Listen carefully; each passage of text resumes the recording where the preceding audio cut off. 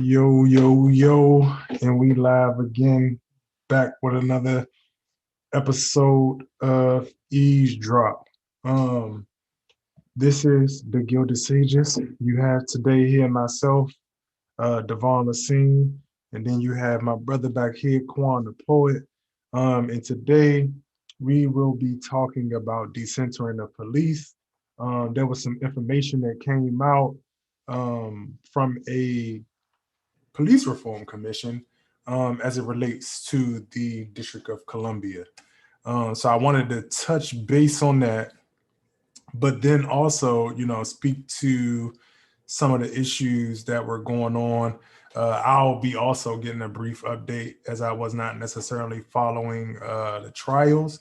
So without further ado, before we go ahead and get started, what I'm going to ask everybody to do, if you are tuning in, can you please like the video? Can you please share it? That is very helpful in terms of having a conversation and then a lot of the information that gets put.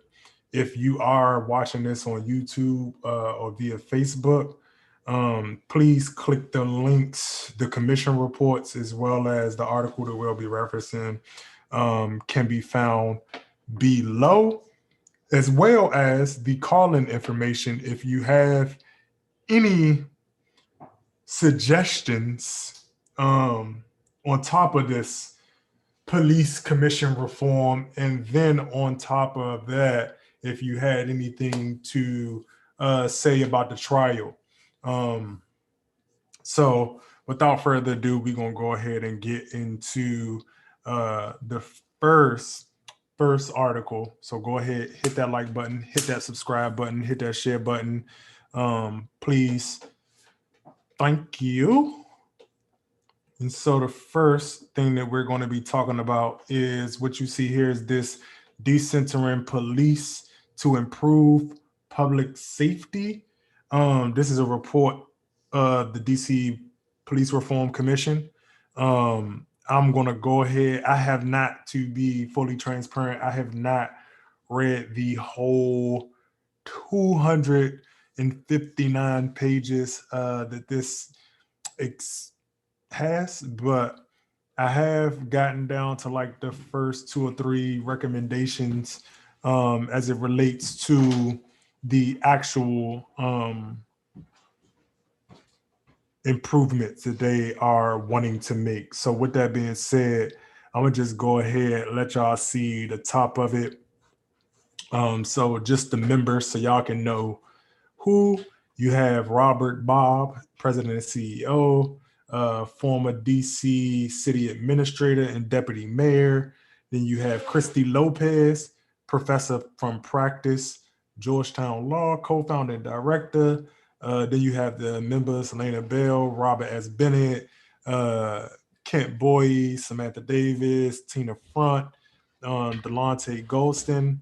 I feel like I heard his name before. Then you have Emily Gunson, Ronald Hampton, LaShonda Hill, Corin Knights. Shout out to the good brother. I do know Corin. George Lambert, Jeffrey Richardson. I'm not sure how to say that name, but Nep Savin, Sultan Shakur, Mignon Smith, Patrice Sultan. And then you have Kurt Vandron. Then you have advisors and staff. I'm gonna just go ahead because it's always important to know who's contributing when you're reading some type of report. That's always helpful, just so you can have an understanding of who's in the room, who's in the space, and who's kind of shaping that. So what I wanted to get down to first up, I'm gonna jump down to they talked about the history of policing in Washington, D.C., and it's long before the creation of the MPD. A handful of constables patrolled the district streets. Among their explicit duties was the pursuit of fugitive servants, slaves who did not have permission from their owners to leave the plantation. Each month, these constables were required to check areas where slaves would congregate. If they found people hiding or running from their owner, the law instructed constables to whip them. As the population of free Black residents increased, lawmakers enacted Black codes, which we have talked about here before, and which also I talk about in Death of a Nigger Boy, in an effort to control the Black population by criminalizing an array of normal activities from being outside past 10 p.m. to dancing without a license. I'm gonna just stop for a second and just talk about some of the no loitering laws I know that people have a particular issue with as it pertains to DC, but because of those behaviors has existed in the past, that's why you see a lot of that. So in terms of specifically talking to my community, a lot of why you can't have MPD just go on and walk up to people and quote unquote profile people. It's because it is against the law. There are laws in place that protects people from that, even though those rights are violated sometimes. So I'm gonna just go ahead and jump back into it. These mechanisms designed to uphold slavery and institutionalized anti-Black racism were the foundation for the newly created MPD in 1861. So again, that's before the Roaring Twenties. That's before and right around before Reconstruction. And so this is talking about, a lot of things that shaped the actual landscape of what policing is today. And MPD, which they'll get into later, is more of a model police force in terms of they're not as bad as a lot of other places, but I would say overtly because they do, as this highlighted in this report, they get down into some of the other things that, so again, page 10, we are now on reforms throughout the late 19th and early 20 to mid, no, 19th and early to mid 20th century did nothing to change these dynamics. The focus was on fashioning MPD into a quote unquote model police force in the eyes of white residents to justify expanding its resources and authority. So a lot of the super predator conversations, a lot of the creating the narrative that, Black men are rapists, Black women Jezebels, and just creating this narrative that Black people in quote unquote are inherently dangerous has been a narrative that has been with us for a long time. And this is specific to, and I appreciate this report, it talks about Black and it talks about Black in the sense that it is absent from its current understanding of what Blackness is. So we're talking about the American Negro, we're talking about African Americans, we're talking about ADOS people, no other Black we're talking about right now. In terms of taking on this level of systemic racism, this through the police force. When Black residents sought accountability for the harassment and the abuse they experienced at the hands of police, they were met with denials, justifications, and desultory investigations. For years, the only avenue for accountability was the police trial board, a quasi-judicial body made up of personnel from MPD. Recognizing the bias into the trial board, community groups and advocates spent years agitating for a civilian complaint review board to go in tandem and be able to push back on that. The first came in 1952, but was quickly abandoned. A subsequent iteration in the late 1960s also failed to achieve its mission. Calls to bolster the board or create a new, better system of civilian oversight were drowned out by a chorus of policymakers arguing that police needed more resources, authority, and harsher tactics to deal with the plague of lawlessness that struck our nation's capital.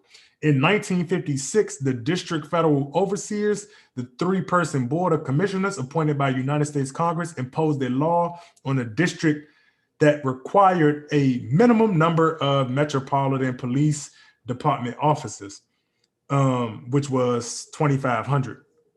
By 1971, when President Nixon launched war on drugs, DC was in the throes of a heroin epidemic that disproportionately impacted Black communities. While the initial response was grounded in public health, this quickly gave way to calls for more punitive measures. Congress quickly expanded MPD's resources by giving the department more personnel and new computer system to better track crime and distribute personnel. And so I'm gonna stop here again, and I'm just gonna touch on that a little bit briefly because we see similar cases now when we talk about the militarization of police forces currently. We see the military grade equipment, whether it be for increasing their budgets, which a lot of people have argued against and we'll speak to later in terms of defund the police and what that really means, because I think it did get a bad rep for a very disingenuous group of people. But to stay on this, I think it's important to touch on that it started at, so I can be correct for everybody who's watching, it started at 1861, right? When it talks about how the police force itself was built to criminalize Black Americans, right? And then we get up here into almost a whole 100 years ahead, 1971, we're talking about more measures, more punitive measures being put in place for what would now be acquitted or allowed to be called a health crisis, because we saw the opioid crisis in terms of and how it was handled. And so this talks about basically how, whether it be crack, whether it be heroin, whether it be, again, just the situations that have been bred out of being put into a traumatic cycle are also penalized.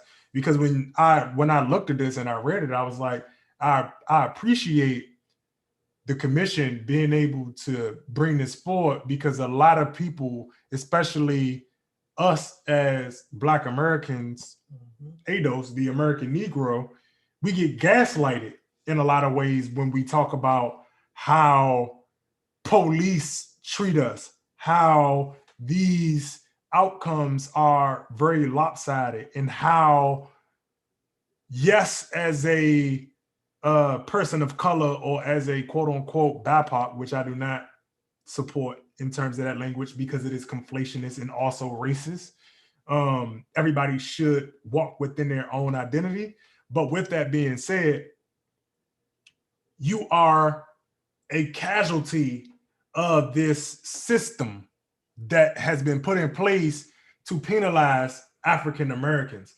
So the racism that you may suffer from, say, looking somewhat like an African American is directly attributed to being caught in crossfire, which is why I advocate for people to help African Americans get out of the space and help us put policies and laws in place. Because like this, once you fix the core, which is us, who the system has been, again, curated to maintain the caste, which was simply Black and white at first. It was just Black and white when we're talking about like 1861. There is no acknowledgement of heritage, culture, and all of the different things that go along with that.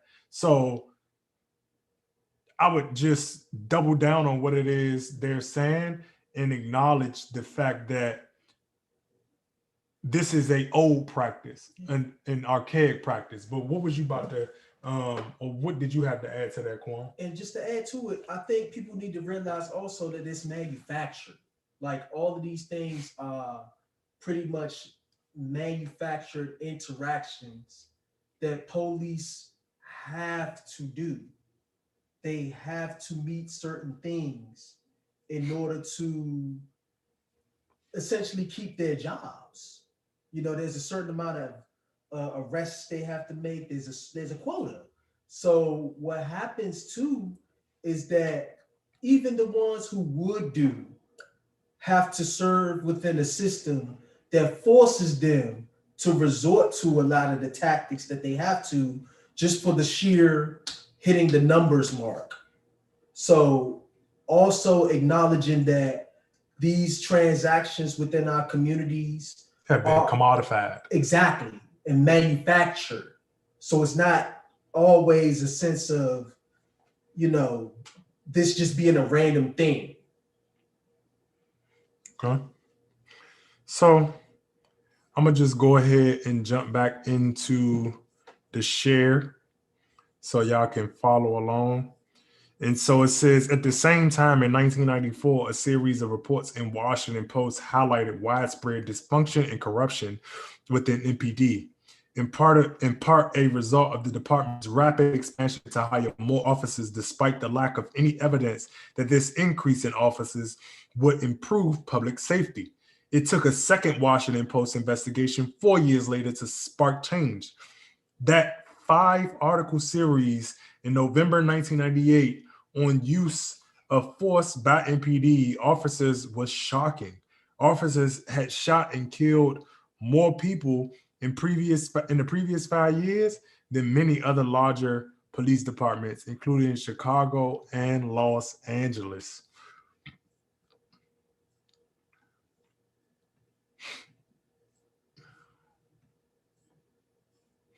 And so this is the commission, as the brief history illustrates.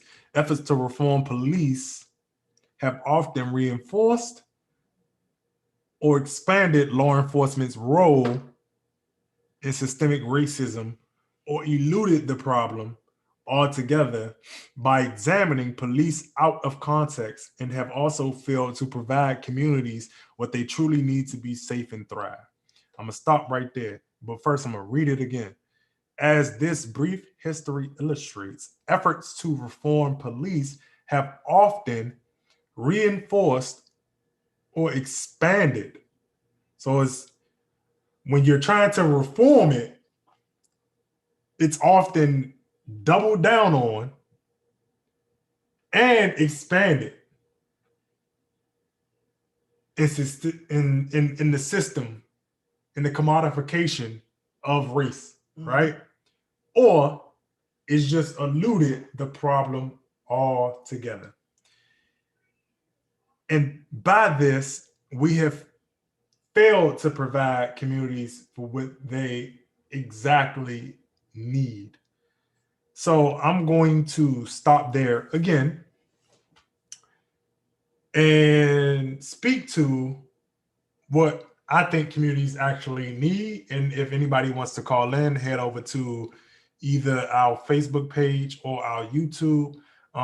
The actual call-in Zoom link is available.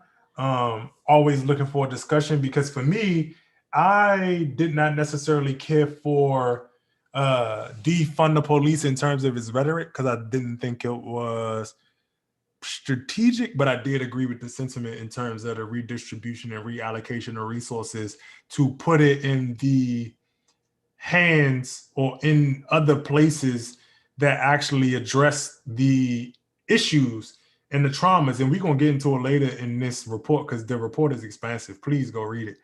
I haven't read it all. I'm going to continue to read. But it later talks about how, you know, if you're assessing this from a community who's been put in a traumatic situation, who has been targeted, all of the ills that people talk about that the community has, can also be argued that those ills are manufactured through manufacturing the violence against that community. And so if there aren't any investments in DBH, or if there aren't any investments in DHS, or if there aren't further, I'll say further, because there are, that would be a misstatement, but to further those investments, to undergird a lot of the systemic traumas that have taken place, which is why I appreciate it, because it acknowledges that. And once we acknowledge that, as you and I, and we always talk about, is once you acknowledge the issue and everybody can agree on the issue and the problem, we can also then move to the solution. Yeah. Because if we can't agree on the problem, then it's hard to move to a solution. What was you about to say? But yeah, and even to take it a step further, education. Like, it's one thing to give the resources and improve communities, but if we're not properly educating the people, then you're just improving an environment for people who will still be blind to the facts of what things are actually supposed to happen. Because what you see a lot of is that people don't realize that we have an influence over a lot of what these mechanisms are. We, the people, control the police. We, the people, control the politicians and the funding. Do we? And all of these things. Yes, it's part of the political process. I would say in relation to this discussion, because this discussion specifically is addressing a specific community, being us, African Americans, do we have control over the politicians? Do we have influence over the police? I would agree that for some communities that is the case. Yeah. But are you saying that rings? Should we or do we? I think if we were educated at an early age on civics the way that we should be from K through 12, I think we would see, I don't want to say that that's a cure-all, but you would have a community that would be sufficiently aware of the power of the numbers of people that would attend some of the meetings, that would attend some of the voting that goes on for these people. We would have a community that would be able to organize and move based on being educated enough to know that, to an extent, we have control as citizens over some of these outcomes. But that's not the thing. all of them, but some of them. But that's the thing. If you've been targeted for so long to not be able to do that, this is just one apparatus of the systemic nature of what we suffer, right? So with that being said, I agree with you 100%, but education has not yet come to the table and addressed its own hand in systemic racism. So it's hard to really have that conversation. Because I agree with what you're saying in terms of, I advocate for more civic engagement in schools, whether it be extracurricular or so on, right? We should have it. We need it. But part of the reason we don't have it is because, again, people or everybody's now getting just caught in the crosshairs, whether that be through benign neglect or whether that be through active racism. So the overt racism that everybody is aware of and acute and offended by, but then you also have the systemic things that people would like to, quote unquote, push away, which allowed them to say that, again, that racism is built into it in a way where it's like the model minority or tokens are also in a way created to feed that. Through lack of information. The school systems are built in a way to not produce intentionally. And people who are caught in that based on the historic notions of it, not because they are brown or POC. I fully agree. You're just coming into a system that was already put in place to keep down one group of people, but because you have similarities, you are now catching that. Yeah. But you can easily disassociate and be like, nah, I will side with you. That's how you get how the Irish became white and other groups who passed. Yeah. Um, I would agree. I would agree. But one of the things that I don't want to happen is we get this notion of, okay, it hasn't worked, so let's just get rid of it. no, I don't think anybody, and that's the thing. I don't think anybody's advocating for that. I think that it's about how you administer it, not getting rid of it in totality, but how you're actually going about administering and executing this resource. Yeah. And overdoing it, which we'll get into later, that it talks about we should just pull back. But I'm gonna go ahead and bring back up the screen. So in the telling aspect of inquiry, MPD fulfilled only a small fraction of those requests. And for many of the requests did not respond until March 7, 2021, just 3 weeks before the release of our recommendations and report. While lack of data hampered our inquiry and to some extent, far more concerning is the department's inability and or unwillingness to extract and share information about what it does, how and why it does it, and what the results are of those choices.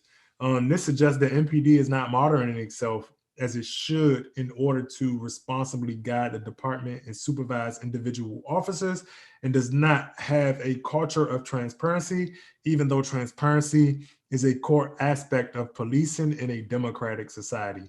Indeed, in mid-February 2021, the ACLU of DC, Black Lives Matter, and Stop the Police Turf Project DC once again had to sue MPD and the mayor before the department released stop data as required by the NARAP. And so that's a transparency issue that I feel like most government officials, government agencies have, just based on, again, a lot of these historic practices. And I'll say this, right? I think a lot of elected officials, when you first come into office, I think they should just do a full audit, come out, take the hit. As moving forward, I don't think anybody is willing to blame an elected official who's just coming in to have a discussion about all of the past administrations. Because I know firsthand that in some cases, you get the wins and W's of the past administration. Like, I think the biggest example is the COVID vaccine. Like, Trump did that, but Biden gets to take credit. And then you have other stuff that's not so good. And I think the same thing happens across the nation, especially when you talk about here in DC. Like, it's a lot of stuff that Mayor Bowser takes flack for that happened during the Gray administration. But there's also good things that come with that you just be like, all right, cool, I'm gonna take that W. When increase the budget. It's like, all right, cool. But I think that full transparency and that honesty and like, nah, this other person was on BS. I'm not gonna take credit for none of their W's and losses. Mm-hmm. But that's I think a political paradigm that's just gonna have to shift over time. I don't see that happening anytime soon, but I do think it's necessary for us to move to a place where we're actually addressing issues at the core. Mm-hmm. So I'm gonna go ahead, jump back into it a little bit, last little few minutes, because I'm gonna go and get into the recommendations. So the first one is strengthening the safety net for vulnerable residents and decriminalizing poverty. It says while the previous section focuses on the need to provide broader public safety response to individuals in crisis, it is of course preferable to prevent a crisis from occurring at all. Yet far too many DC residents, life is lived from one crisis to the next. The district needs to expand and create community-based services and other resources that meet people's underlying needs, that's improve the quality of life. One essential thread of a strong social safety net is culturally competent and easily accessible behavior healthcare, including the substance use disorders. During the commission's inquiry, it became increasingly clear that the Department of Behavioral Health, DBH, shout out to everybody over there doing good work, does not have the funding and another resources to meet the current and anticipated needs of all district residents. This must change. Let me see. And it says, since 2005, the council approved legislation. This is back to normal, reestablishing police-free schools. Since 2005, when the council approved legislation inviting police into public schools, MPD officers have taken a lead in school public safety. The daily presence of police officers in schools is antithetical to environments meant to foster learning and positive development. Youth of color, in particular, often do not feel comfortable, value, or safe in educational spaces where they are interacting with representatives of a system that generally views Black and brown people as a threat. Indeed, a panel of youth told this commission that instead of fostering safety in school, officers tend to escalate altercations. And we both know that, going to Blue. Create a hostile atmosphere and cause anxiety amongst young people by their mere presence. Because again, I'm gonna stop there. We've been in Blue. We've had, or I'll say I've had, I'm not gonna speak for you. I've had officers who, I mean, I've seen it. welcome certain things so that they could, quote unquote, F you up. Yeah, I've seen it. And knock you dirt loose because they are wanting to do that. And so what I'll say is to the prior, in terms of DBH and, you know, putting those resources in other places, I think that African Americans, again, the American Negro, ADOS, should have free therapy. Just overall, you should just be able to get a voucher. Again, based on this report in itself and going back through the history and going back through the traumas caused by not just they focused on police, but we all know that it's not just by the police, but in that you have to address those traumas and address those cycles that were created by targeting a specific group to create those outcomes so that you could monetize off of it. Because the thing about, you know, the carceral state and, you know, people like Joe Biden and people like Richard Nixon and people like Ronald Reagan, who all advanced mass incarceration from just simple convict leasing. And like they talk about just locking people up for dancing. If you don't address that, you don't ever get to the commodification of a said behavior. And nobody ever comes to understand, or people just don't come to understand that on one hand, you could argue that the group is degenerate. But if nobody to this report ever asked the questions of, okay, so the American Negro ADOS does A, B, C, D. But why do they do A, B, C, D?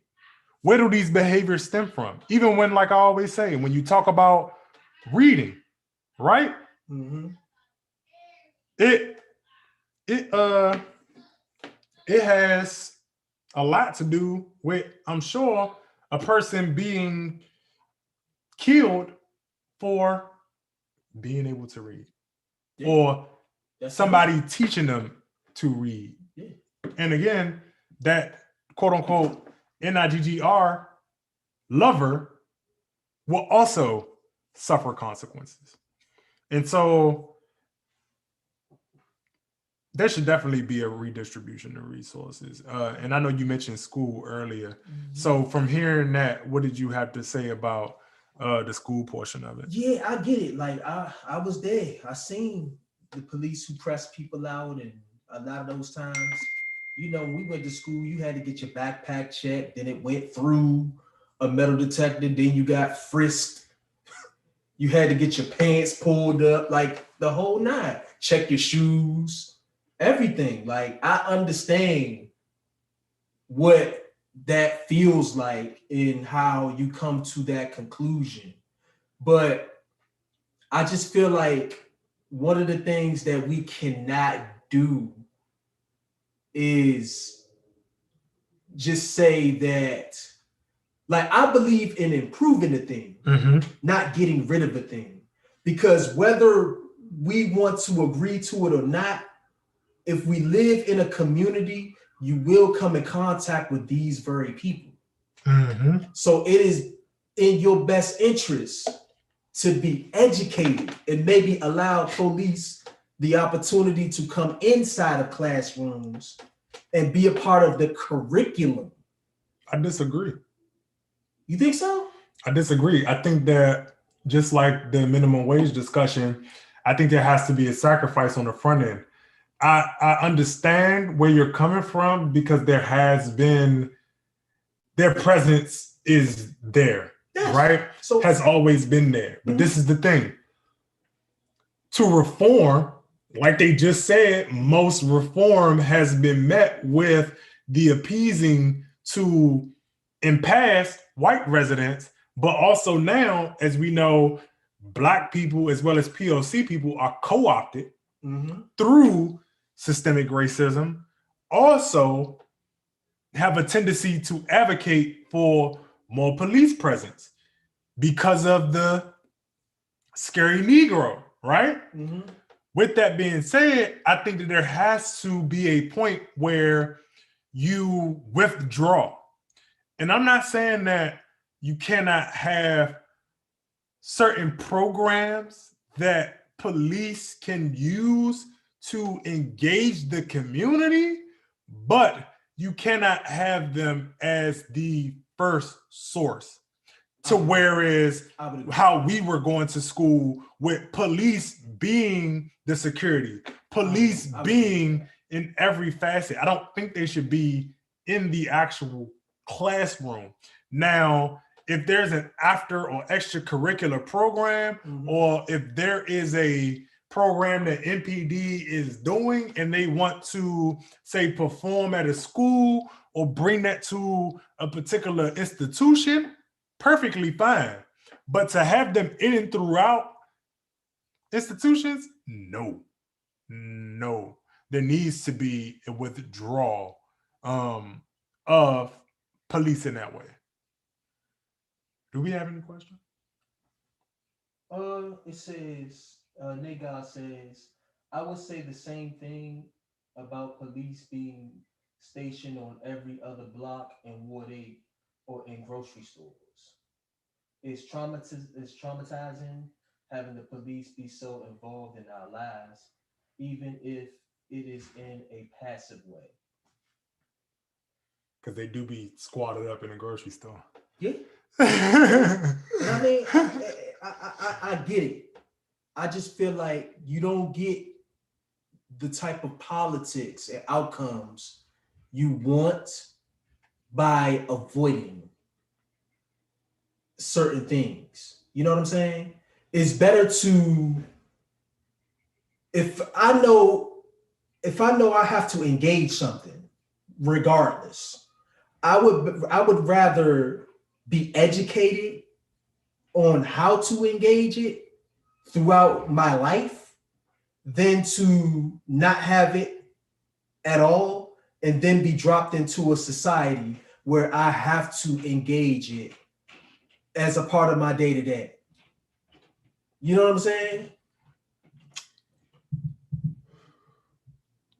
Because I get where you're coming from. I get how it gets pervasive in our lives, and I get the history of these things.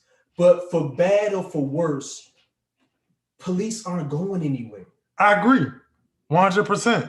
And they're bad actors in a lot of different institutions and a lot of different things. Like, we're just talking about police. There are teachers that do 50 times worse things. I agree. And that's why I said, as an apparatus, they should also, you know what I'm saying, have a similar report. But like, I would rather be educated on how to engage and somewhat, I don't want to say overcome, but have a wherewithal of how to navigate these things early on than for me to have these things removed. And then I go through all of this stuff, and now I'm dropped into a world where, damn, I have to engage with police. Damn, I have to engage with these. You know what I'm saying? It's nothing, it's not like a new thing. I know how to advocate. I know how to communicate. I know my power through civics. Agreed. And I would, and I hear what you're saying. So, like, for example, Con the other day, we was at an event, want to ride in the police car. I happened to know one of the police from, what was it? We was in Woodland from working in the mayor's office. Fine and cool, right? But that's also, for me, not going to stop advocating to decrease their footprint, as well as telling him and making him aware that though you don't have to interact with every single officer in a particular way, you need to understand how they move as an institution. Exactly. But see, he's getting that early. Imagine the kids who don't get that, period. And all they learn is that the police are our enemy from ages whatever until 12. But they are. 12. Institutionally, they are. Yeah. But I would rather be educated to sort of combat some of those things than to go throughout my whole life only understanding police to be my enemy, and I live that out throughout my adult life.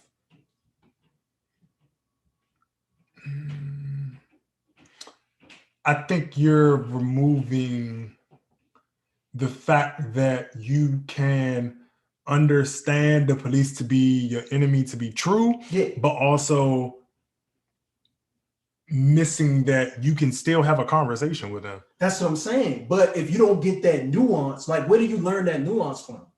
If you don't really get those opportunities, because you got to understand, children nowadays only get educational opportunities inside of schools. There aren't really, and I hate to acknowledge this, but there isn't really a way parents can really sort of supplement those things due to, you know, sometimes their own animosities and experiences with police. But what does it have to do with removing them from the educational space? For me, I would, instead of removing a thing from it, I would rather use the institution as a way to educate and engage within the civics curriculum. Yeah, so come in, come in, do your programming, and then leave. Well, yeah. I don't need you here for any other reason. Well, yeah, that could work. I would still want, because you have security officers who aren't police. Yeah. That's not like MPD being in schools is completely different from having a security officer. Yeah. I would agree with that. I wouldn't want you to do security work. I would rather police officers that be there that have an educational purpose and mindset to them. Because we've had officers like that. Like, but Mr. What's his name? Buck. I mean, yeah. Buck, hands down, one of the best officers I ever came across. Touched the community, had a lot of young people, a lot of intervention. Shout out to Officer Buck. Yeah. Again, even when I was at NSU, would come down, show love, help us out. I agree 100%. But Officer Buck is an extreme anomaly. Yeah. And on top of that, I think Ballou did a good job in the way that they used him. Yeah. But he didn't need to, because he was a resource officer, and I think he was the best, most exemplified example of what a resource officer should be. Yes, I would agree. But I also, with knowing again how institutionally as a whole they move, I don't know if I want police as a whole. If Buck If everybody was an officer buck, then we would be in there. We good, but that's not the case. And that's not the case. I can concede that too, because yeah, shout out to him, man. But let me go ahead, and I'm gonna go ahead and get into this real quick before we head over to the next segment. I am going to bring up the last part of this, which is the recommendations. Just a few of the recommendations. I haven't again got through the whole thing, but make community competent behavioral healthcare professionals as default first responders to 911 calls. Again, I mean, yeah, but they require police too. A lot of them. That's what they're saying. The recommendation should be make community competent behavioral healthcare professionals the default first responder. We don't need you police to be first. No, that's not what you're here for. And then it says for the fire people. 1A, the council should immediately commission an independent assessment of the community response team, CRT, and children and adolescent mobile psychiatric service, CHAMPS. That assessment should be completed within 6 months and include the views of impacted residents, and CHAMPS should be scaled up to provide bona fide 24/7 emergency response to individual in crisis. 1B, I'm gonna just skip down. 1B, once a system of behavioral health care first responders is in place, the council should prohibit MPD from conducting wellness checks. Agree, 100%. You don't need to do a wellness check. You don't have the credentials to do a wellness check. That's not what you do. Yeah, hold on. The council must ensure district has reliable systems in place to deploy this expanded corpus of behavioral health care first responders to handle appropriate 911 calls, as well as calls to DBH's 24/7 access helpline. And 1D recommendation, in addition, these behavioral health care professionals should have a regular presence in communities and conduct proactive outreach to residents in need. And I agree with that, man. Put more pressure on DBH and DHS. But what was you about to say as a rebuttal to the them not being first responders to? I mean, for me, let's be honest. A lot of those people that work those jobs are scared of the communities they serve. So hire different people. I mean, if you're afraid of the community that you serve, I don't take it as an excuse. Yeah. I serve the community. I live in the community. Mm-hmm. There are people who live here who are scared. But if I was scared as a moker to serve the community, I should be fired. Yeah. And I think that the standard should be across the board. If you are scared to serve, understanding what it means to serve in a particular space, you need not be there. You need not teach there. You need not police there. You need not do anything there. Yeah, I fully agree.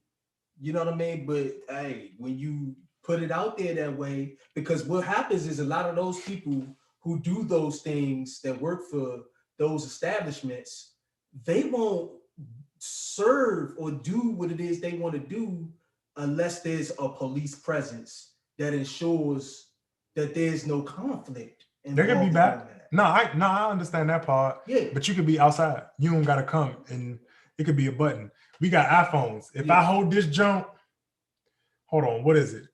You hold this jump to what is it? Hold on. Hold on, 1, 2, 3. Look at that. You see that? Yeah. I can just do that ASAP. No excuse. We got tech. Yeah. Let's go. Yeah. Hey, but we gonna go ahead. We gonna move into the next segment. Please like the video, share the video, leave comments. Do we have any comments before we go to the next segments? If you want to call in, head over to our YouTube, subscribe, head over to our website, the Gilded Sages, subscribe, and you can look in the thread and see the Zoom link. Please, if you have any comments on what we just went over in terms of decentering police, feel free to comment. You don't got to agree. You can disagree. The conversation, I think, is the most important because it's what leads to policy. Yeah, exactly. So it is what it is. So like that video, share the video, comment. Do we got some comments? Yeah. So we got it's traumatizing having police be so involved in our lives, even if it's in a passive way. and we have Sham_Rock 23. What about the establishment of programs similar to the Black Panthers, policing our own community, perhaps? Yeah. So I think it can be twofold. I think that you can do that as well as push for policy to also, again, have police in a position where they could. That's something that they could help with. Yeah. So in terms of us policing ourselves, they can come in and help do that, to aid and provide extra resources if need be, because I think there also should be respect given in terms of if you want to police by yourself, because having the police with you does have a certain stigma in terms of trying to build the relationship. And I think that is left out in a lot of different ways in terms of what it takes to build a relationship and get people comfortable. So I think that there can be a two-tracked approach in terms of advocating for said policy prescriptions, in terms of removing them, or not even removing, decreasing their footprint, because they're still going to be there, but they're just not going to be in all different ways and avenues in every sect of life. Yes, I fully agree with that. I think that police should take more of a programs approach, more community building approach, and less of like a surveillance approach. Okay. That's where I'm coming from with it. Like, I would want police to be present as far as providing the programs, because we used to have a lot of programs that police provided that a lot of youth used to benefit from, that mysteriously went away. You know, if those were to be able to return and be funded, and if we had more programs and ways that maybe police could help with, if we had like recreation centers be able to stay open longer with police help, that would be a perfect way for, you know, police to be able to be more of a community presence and not sort of a surveillance type of engagement with the community. Okay. And so with that being said, we just gonna go ahead. We're gonna reset, like that video, share the video, hit the lead. Please continue to comment. We appreciate that 100%. So we're gonna go ahead and we're gonna get into more segue. Everything has been going on with the Derick Chauvin trial. And so we are going to, bring up and talk about how that conversation kind of spills over into this, in terms of the criminalization, creating a narrative, and the commodification of a particular outcome. Because the behaviors, as we going to see in this article, aren't always indicative of what's being represented. So this is going to be, next article is going to be from Mother Jones. Bloop, bloop, boom.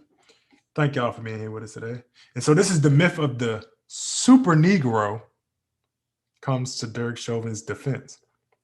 And so it says, this was not an easy struggle, said Eric Nelson, the attorney for the cop who killed George Floyd. In his opening statement Monday in the trial of Derick Chauvin, Nelson was at a pains to portray the events of May 25th, 2020 as a struggle between a powerful brute and a law enforcement official trying to do his job. He wanted the jurors to visualize Floyd pinned down to the ground and struggling for air as a bigger, taller, stronger than Chauvin, the man whose knee was on Floyd's neck. He wanted them to understand that Floyd's size alone meant he was a threat. You will see that the three Minneapolis police officers could not overcome the strength of Mr. Floyd, Nelson told the jury. Skip down a little bit. And with that, the myth of the Supernegro had arrived in court. The argument the defense was making was essentially that this black man was so large, so powerful, and so dangerous that the only thing the tiny white cop could do was to stop and kill him.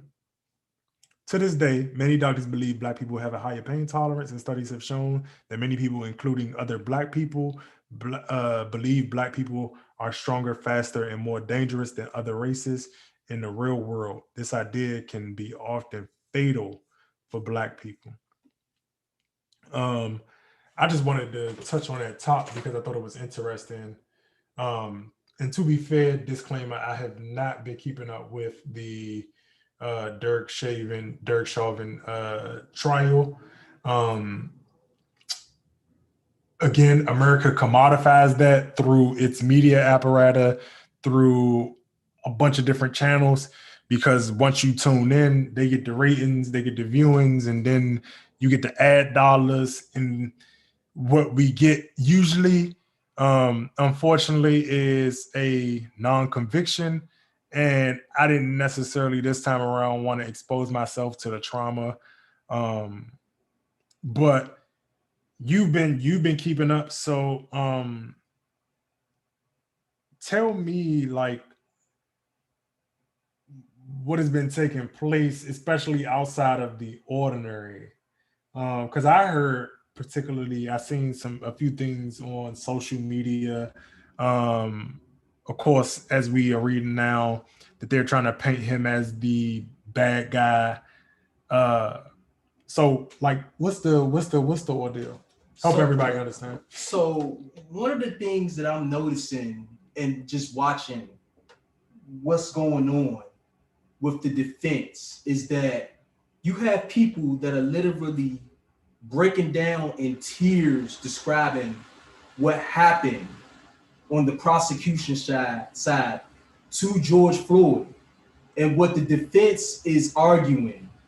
And seeing these people and their emotions and breaking down in tears, they are going back and retroactively saying that because you reacted in a moment of anger towards Mr. Chauvin and all of his comrades, that created a hostile environment that influenced Chauvin to take the force that he took because he felt threatened not only by George Floyd and the Supernegro narrative, but he also felt the hostility of the witnesses that created a sense of urgency for them to use excessive force. That's what the defense is sort of trying to play up. They're playing up the anger in a lot of these people who are breaking that. Like, understand, you watch the people give their reenactments of what happened. No one says what happened with a straight face. Every person that has got on that stage has literally broken down in tears. And they should. It's traumatic about what they saw. So for the defense to turn, to see that emotion, for everyone to see all of these people break down in tears, to then, as a defense, say, oh, these people were angry and created a hostile environment in which we had to take excessive force. It's been, what are you talking about? What are we talking about? Like, you're literally just going to paint the Black people in particular who saw this as angry Black people who aided in the need for Chauvin to do what he did.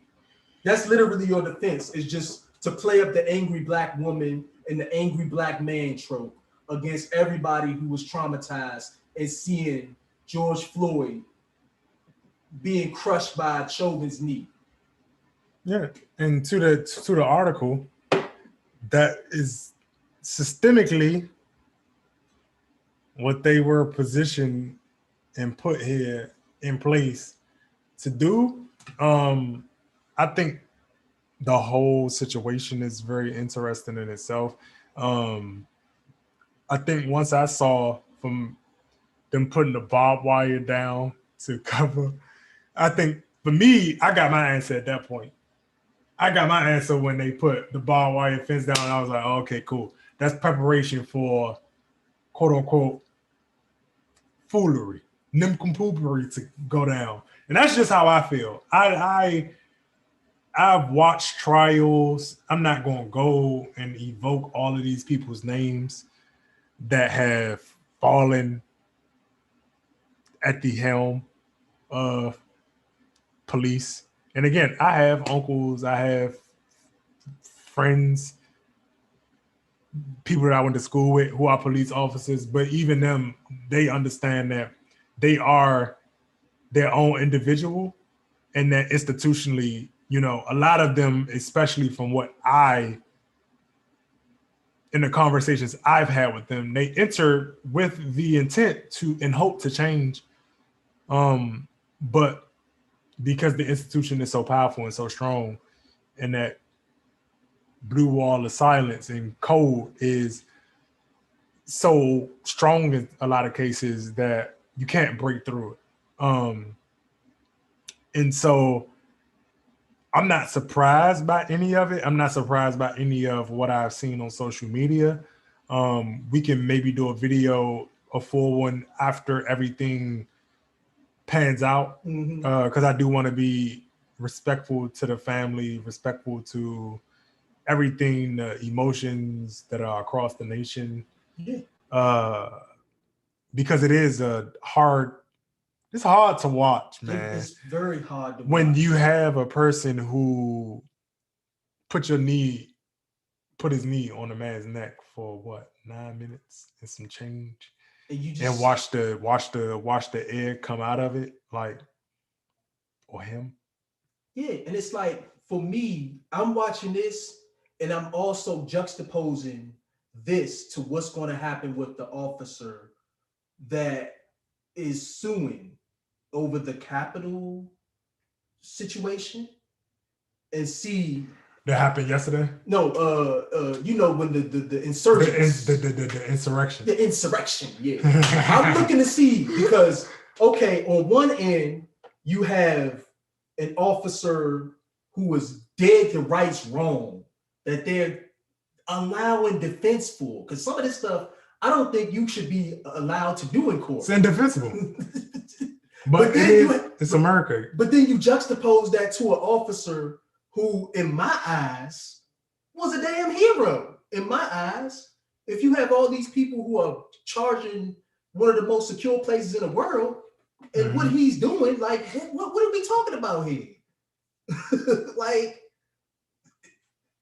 he should be able to get what he needs. This is true. But it's not always the case, because again, when you're thinking about and when you are taking into account that that's not what they were put here for, based on report. There you have it. It's counterintuitive to what they want. But before we go into the next article, man, because I just wanted to touch on that real quick. Do we have any extra comments? One more. It says, it's something about policing ourselves that don't sit right with me. Why are we the ones that have to fend for ourselves? We are American citizens. We need real funding and resources, and we have a truth to that. I think that there's always a need to police yourselves. And I talk about policing ourselves by way of making a standard, having a consensus around particular ideas, which feed into behavior, values, and all of the other things. I think that if we did those things, we wouldn't necessarily have to police our community in a way that a lot of people talk about. Give me one second. And a lot of the way that people talk about in terms of going out and doing beats the way actual police do. If we did the preemptive work that we're asking other people to do, I think that it works out. But we have to have a code. Everybody talks about code, but if you don't have a code, it's chaos. And that's where I think a lot of the crazy stuff happens. So I do think that there is a way I think that policing ourselves is a thing. It's just about how we're policing ourselves to be actually efficient. Yeah, and I would agree to that. And I would also add, like, we should also get to know who our neighbors are. Like, oftentimes we live in communities where we don't even interact with the person that lives next door to That's not a us. community. Like, Because the community requires you to know your neighbor. exactly, but you will be surprised Oh no, at who I'm not. interacts with who in a building complex. Like, we have to. I'm not saying you got to be, you know what I mean, but we should have a rapport with the people in general. Like, that's part of. I don't want to call it policing, but that's part of knowing. Like, It is. Yeah, like it used to be a time where, because that's the accountability. Yeah. Like I know you, you know me. If you rob me, yeah, that's then, a part of the whole, like, yeah, if I need a cup of sugar or if you need to you get home late, my son can stay. And like that used to be a thing in communities. mm-hmm. You know what I'm saying? Where if we knew a mom had a bunch of kids, we wasn't just getting on them kids. We used to help mom along in a way. You know what I'm saying? But we sort of lost a lot of those types of things to the point where a lot of people just don't even know who lives next door to them. This is true. So I'm gonna go ahead. We're gonna finish out with this defund the police situation, because I know politically they've been catching a lot of flack, and I'm gonna just try to help them out a little bit. Yeah. Just try to help them out a little bit, because I agree. Sentimentally, I agree. Yeah. When they break it down, it do make sense. But this is from Brookins. What does defund the police mean, and does it have merit? And so again, I knew that, but this is why I say people were disingenuous, especially like the Obamas and the Joe Bidens and the centrist, democratic centrists of the world. Defund the police means reallocating or redirecting funding away from the police department to other government agencies funded by the local municipality. That's it. It's that simple. Why wouldn't it explain that way? Defund does not mean abolish policing, and even some who say abolish do not necessarily mean to do away with law enforcement altogether. Advocates for defund movement like Philip McCarris and Thimwayel McCarris argue that shifting funding to social services that can improve things such as mental health, addiction, and homelessness is a better use of taxpayer money.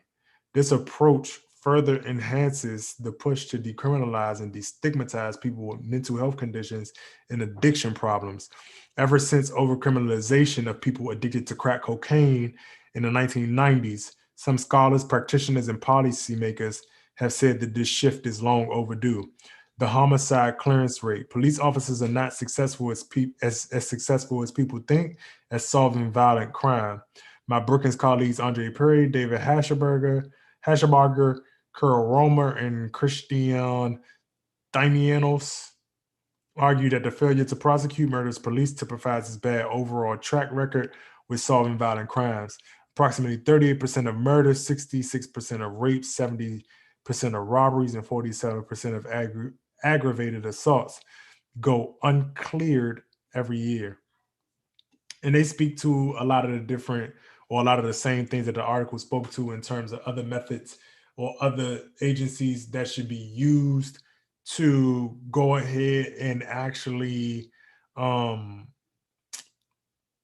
get that reallocation to address other issues that feed into the overcriminalization of people, I think is very, very, very pivotal.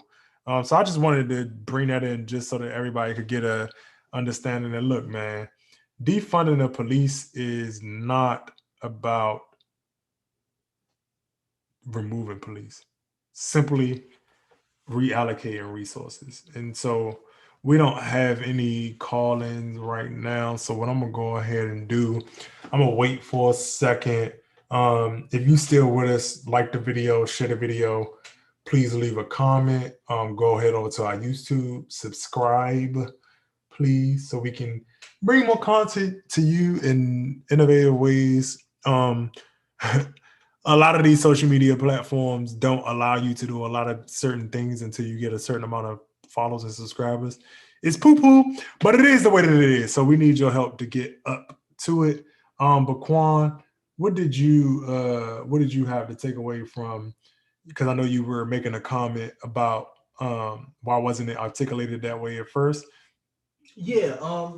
And my thing is, it's like with the people you mentioned, those were the same people that used that as political clout. So it's like it was good to get you where you needed to be, but then you abandoned it once it needed to be upheld. But my biggest thing with the people being disingenuous is the fact that we've been defunding education for the last damn near all our lifetime. No, that's why I said earlier. A lot of these things are done in a way where people talk about, oh, well, why is this that way? Because again, your funding, the way that a person prioritizes their budget shows you in what they're investing in. You know, we've gotten rid of tenure. We've gotten rid of certain protections. Like everything's been getting defunded except for the defense budgets and the police budgets. You know what I'm saying? So everybody across the board has had to do more with less when it comes to budget shortfalls, which, by the way, is still a reoccurring thing even to this year. I agree. And that's why I don't necessarily care for officers trying to make the things about like, oh, well, we got to do this and do that and do this and do that. Y'all got the money. Exactly.